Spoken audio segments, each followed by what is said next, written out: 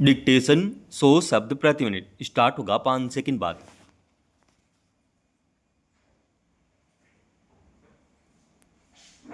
Start. आमतौर पर किसी हादसे के बाद उसके कारणों पर बात होती है।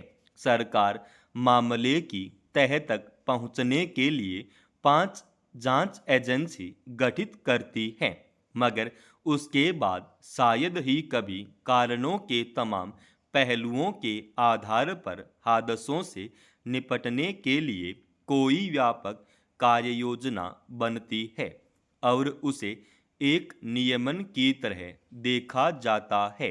लगभग सभी दुर्घटनाओं और उनकी जांच रिपोर्ट को एक खास घटना के दायरे में समेटकर देखा जाता है, जबकि सबसे जरूरी यह होना चाहिए कि किसी हादसे के बाद उसके कारणों को ध्यान में रखकर भविष्य के लिए ऐसे इंतजाम किए जाएं ताकि वैसा दोबारा न हो।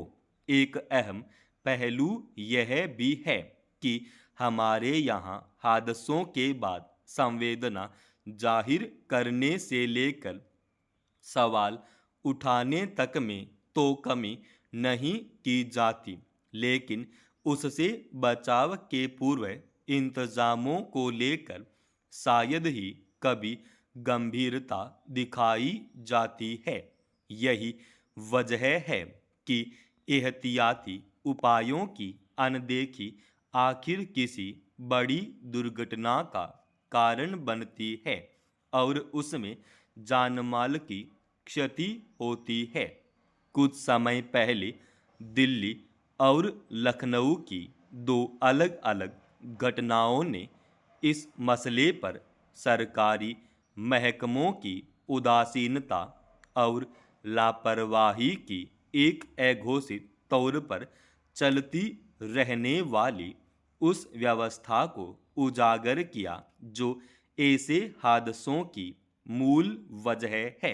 दरअसल दिल्ली के मालवीय नगर इलाके में एक इमारत में लगी आग में फंसने के बाद वहां 21 लोगों की जान चली गई।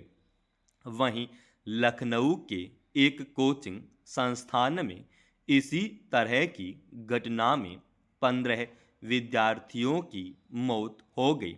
निश्चित तौर पर इसके लिए उन इमारतों के प्रबंधन की जवाबदेही बनती है, लेकिन सवाल है कि जिन लापरवाहियों या खामियों की वजह से वे भयावह हादसे हुए, उनकी जांच करने और नियमों का पालन सुनिश्चित करने की जिम्मेदारी किसकी थी।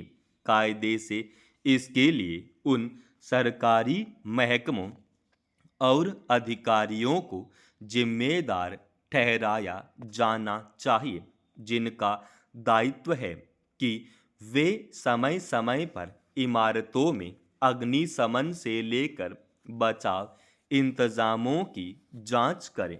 गौरतलब है कि सुप्रीम कोर्ट ने दिल्ली और लखनऊ में आग लगने की घटनाओं को गंभीरता से लेते हुए गुरुवार को नगर निकायों को कड़ी फटकार लगाई और कहा कि समय समय पर दिए गए निर्देशों का पालन न करने वाले शीर्ष अधिकारी अब व्यक्तिगत रूप से जिम्मेदार होंगे।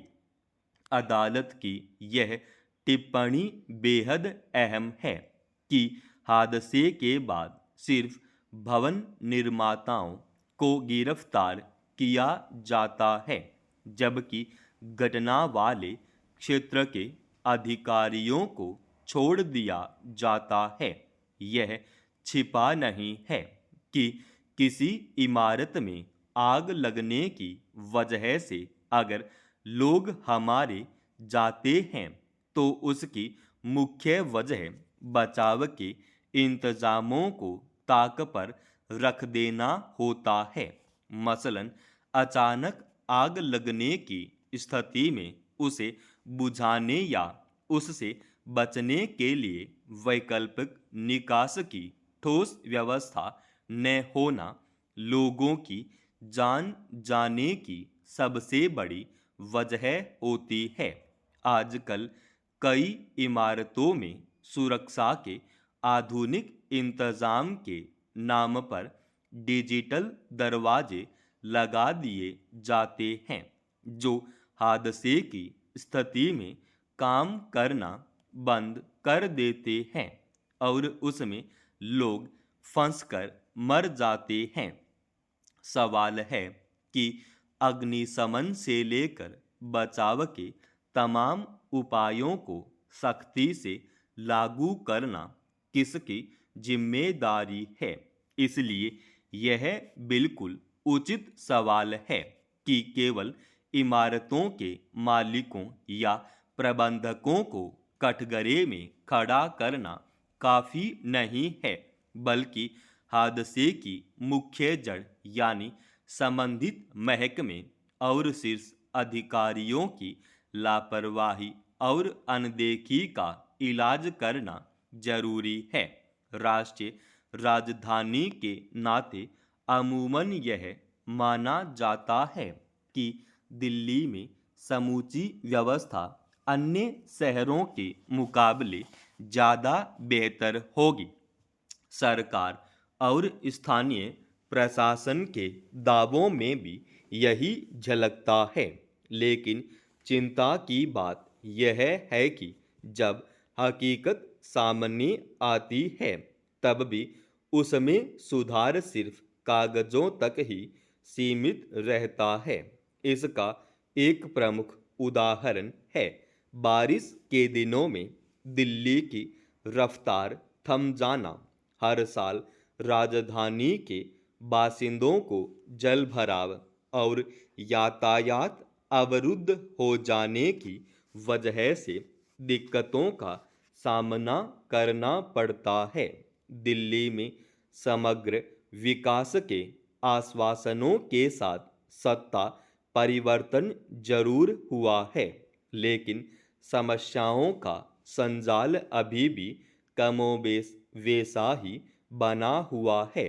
यही वजह है कि बीते गुरुवार को मानसून की पहली तेज बारिश में ही कई जगह सड़कें तालाब बन गई, यातायात ठप हो गया और लोगों को घंटों परेशानी झेलनी पड़ी। सवाल है कि बरसात से पहले संबंधित महकमों की ओर से जिन पूर्व तैयारियों का भरोसा दिलाया जाता है वे समय आने पर कहाँ गायब हो जाती है। कहने को राष्ट्रीय राजधानी में हर साल मानसून के आगमन से काफ़ी पहले समस्याओं से निपटने की औपचारिक तैयारी शुरू हो जाती है। इसके तहत मुख्य रूप से छोटे बड़े नालों और सड़क किनारे जल निकासी के लिए बनी नालियों की सफाई करनी होती है, मगर इन तैयारियों का अधिकांश कार्य कागजों तक ही सीमित रहता है। जाहिर है कि सरकार का जोर व्यवस्था को सुधारने पर कम और दावों पर ज़्यादा रहता है। यह बात भी छिपी नहीं है कि दिल्ली में जलभराव की समस्या पर सियासत भी खूब होती है। इस बार भी सत्ता पक्ष की ओर से दावा किया जा रहा है कि पिछली सरकार के कार्यकाल के मुकाबले जलभराव का संकट काफ़ी कम हुआ है। वहीं विपक्ष का कहना है कि 2-3 चिन्हित स्थलों को छोड़कर बाकी जगह का हाल जस का तस बना हुआ है। ऐसे में जरूरी है कि सरकार तुलनात्मक सुधार का हवाला देकर अपनी पीठ थपथपाने के बजाय समस्या की गंभीरता पर ध्यान केंद्रित करें और लापरवाही बरतने वाले अधिकारियों की जवाबदेही तय की जाए ताकि लोगों को बारिश में किसी तरह की परेशानी न झेलनी पड़े। समाप्त। दोस्तों, रोजाना ऐसी एडवांस डिक्टेशन के लिए चैनल को आप अभी सब्सक्राइब कीजिएगा और आज के इस डिक्टेशन का पीडीएफ फाइल हमने हमारे Telegram channel study with HP Swami पर डाल दिया है, जिसका लिंक इसी वीडियो के डिस्क्रिप्शन में डाल रखा है।